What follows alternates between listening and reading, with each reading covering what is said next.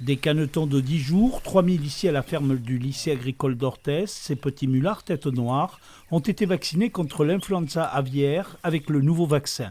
Une campagne obligatoire lancée et financée en partie par l'État depuis le début octobre.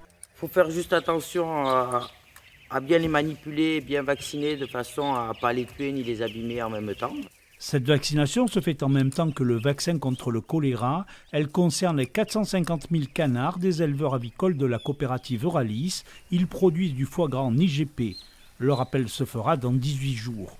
Une campagne bien accueillie, Loïc gère l'exploitation depuis des années et a subi plusieurs abattages préventifs, le dernier début 2023.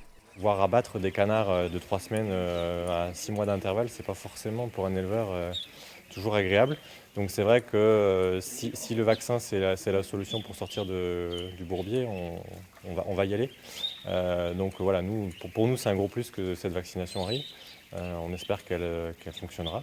Des mesures de biosécurité renforcées, une baisse du nombre de canetons par exploitation. La filière canard s'est réorganisée pour assurer son avenir.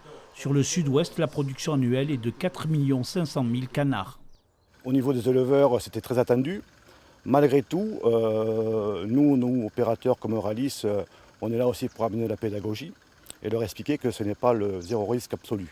Il pourrait y avoir toujours effectivement un cas, mais si c'était le cas, on serait obligé d'amener les mêmes protocoles que d'habitude, éliminer de l'eau. Mais ça va servir surtout, à mon avis, à éviter la dissémination et les euthanasies massives qu'on pouvait avoir, ce qu'on appelle des dépeuplements. Ces canetons sont élevés selon le cahier des charges de l'IGP Canard à Foie Gras du Sud-Ouest. 220 éleveurs sont en contrat avec la coopérative Euralis.